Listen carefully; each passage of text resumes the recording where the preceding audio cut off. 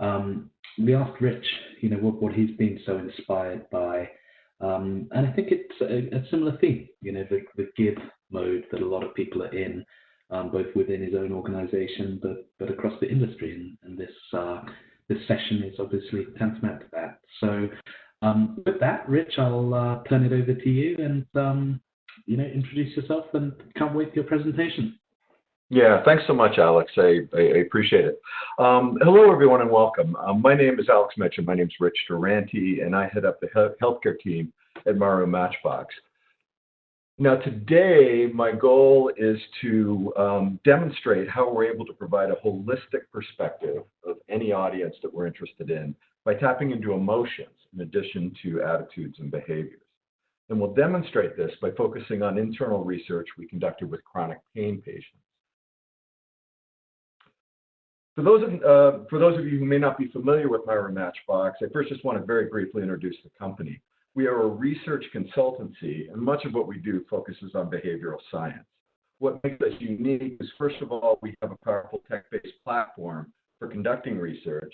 And secondly, and perhaps more importantly, we have an innovation-based culture that focuses on behavioral science and some System 1-based methodologies, in addition to leveraging more traditional ones. Now, our singular focus as a company is this intersection between behavior and emotion. And all of the research that we do is predicated on the framework that we've depicted on the right-hand side of this slide, the Feel, Behave, Think framework.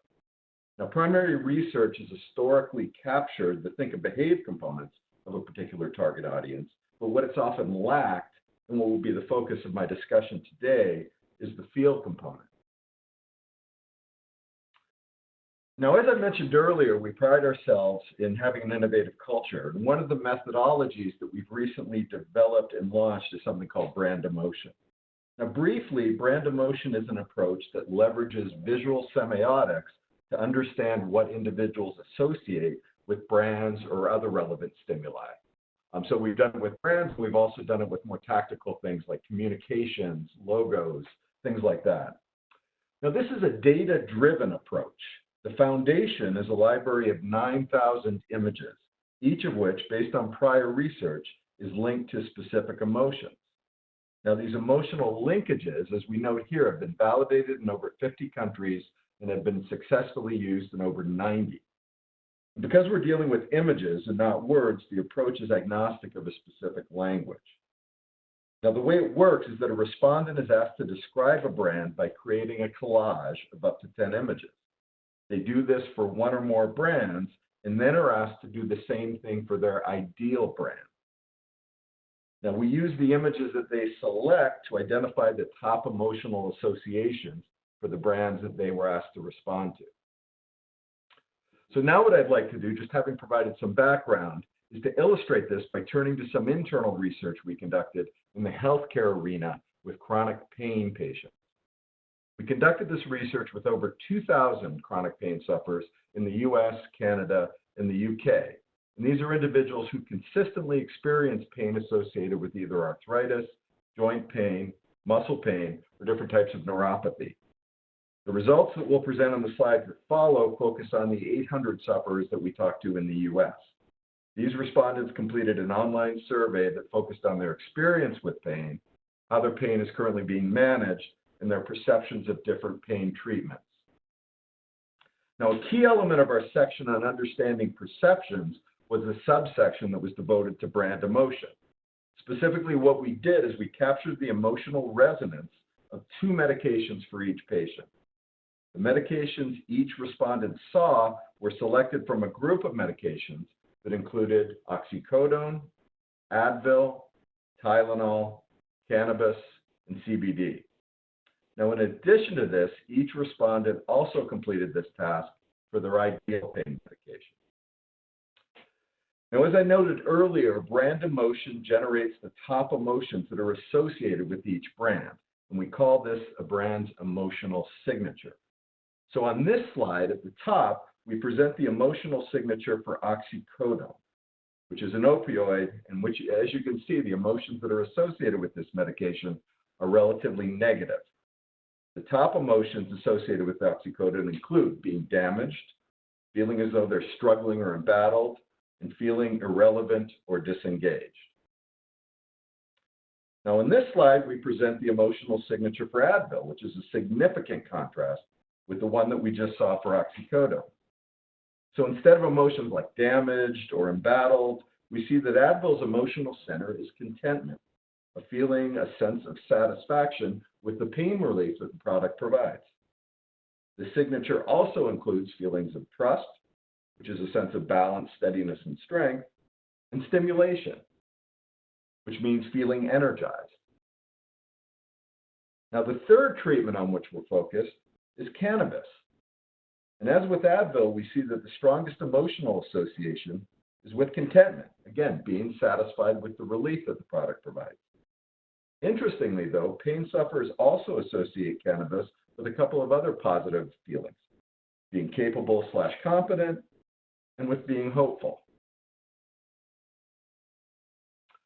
So now what I'd like to do, that we've provided this as kind of a background, is to turn to a discussion of what we can do with this knowledge. So on the slides that follow, I'll highlight two of the many ways in which understanding the emotions that are associated with these medications can impact strategic thinking. And by impacting strategic thinking, they enable brand teams to make better decisions and ultimately achieve better results. Now, to examine this, I'd first of all just like to take a step back and think about how we typically conduct research that's focused on developing or maintaining our understanding of a brand. So much of our focus is on how respondents behave and what they think. And on this slide, we provide an example for oxycodone. So as you can see on the left, we capture behavior by presenting past 30-day usage.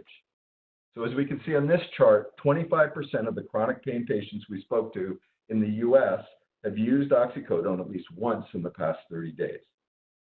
Now on the right, we present what pain sufferers think about oxycodone. And a couple of things jump out at us when we look at this chart. First of all, efficacy-related features, attributes like is very effective in managing my pain, are more likely than any other features to be associated with oxycodone. Secondly, we also see that most pain sufferers recognize that oxycodone is addictive. We look at the bar all the way at the bottom of this chart, we see that only 5% of the pain patients we spoke with indicate that the oxycodone is quote-unquote not addictive. So in looking at these data, the overall tenor is relatively positive, and with the latter finding in particular, the one about addictiveness, we really don't have any idea whether their recognition of oxycodone as being addictive is concerning. Now we see that this all changes when we fold the brand emotion results, and in particular the feel piece of the puzzle, into the picture. So if we look at the think and the feel data together, we can see, first of all, as we just talked about, pain patients know that oxycodone works for them. But secondly, we can also see that they know that this efficacy comes with a price. It can damage them or make them struggle and feel embattled. So without understanding how oxycodone makes them feel, we would walk away with a completely different understanding of what pain sufferers think of this medication. And this, in turn, could result in a misstep from a strategic standpoint. We could speak with them in such a way that we're really not recognizing what their experience is like taking this medication. Now, in addition to this, we can also use these emotional signatures to understand how a medication is or should be positioned. So on this slide, we examine the emotional signature for each medication on the right versus the ideal medication, which is on the left. First, and not unsurprisingly, Advil and cannabis are much closer to the ideal from an emotional perspective than oxycodone. Secondly, we can see that one of the emotions that's a critical part of the ideal signature, nurturing, is not associated with any of the medications we focused on. In fact, this becomes even more apparent when we look at the data in a slightly different way. This table tells us that not only is there some overlap between Advil, cannabis, and the ideal medication, specifically with being content, but there's also white space around nurturing. Another way of thinking about nurturing is caretaking, which is illustrated on the bottom row of this table. Nurturing is associated with the ideal medication, but no medication that we tested occupies this space. So what does this mean? Well, one implication is that this emotional territory is a prime opportunity for a new pain medication or an existing one that needs to be repositioned. So to sum things up, I'd just like to condense everything that we've talked to into 4 key takeaways. First, we believe it's critical to have a comprehensive framework for assessing decision behaviors, one that includes not only how we behave and what we think, but also how we feel. This permits a more complete and holistic perspective of individuals and the factors that drive their decisions. Second, the most difficult construct to capture we found is emotion. And this is because most traditional approaches for doing this rely on an individual's ability to articulate their emotions, which, as we all know, is extremely difficult to do.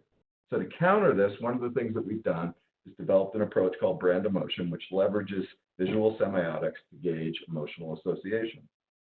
Third, we leverage this approach with chronic pain patients to understand the emotions they associate with a handful of medications that are part of many pain management regimens. In doing so, we were able to deepen our understanding of the complex relationship between a patient and his or her pain treatment. And then fourth, we strongly believe that there's strategic importance in being able to do this. Specifically, it enables us to capture brand complexity.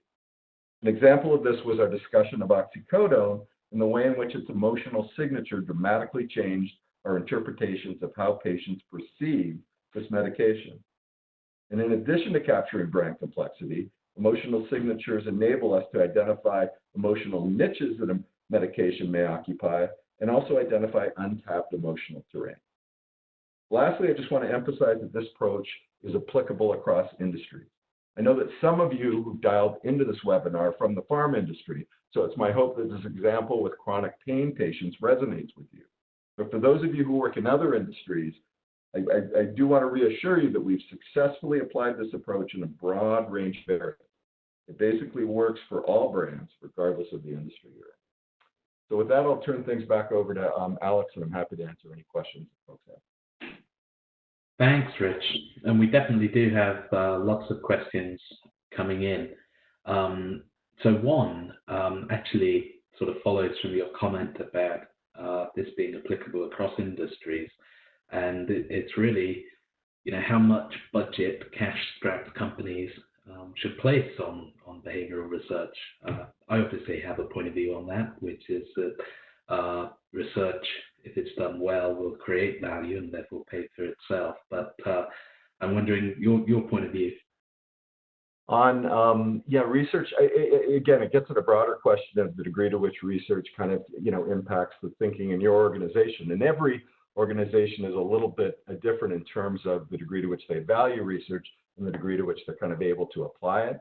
So again, we have a lot of different client relationships, and again, how we interact with those clients and how we leverage approaches like this depends on the degree to which they see it as valuable. And ultimately, what we want is to be able to deliver insights that again are going to move their business forward.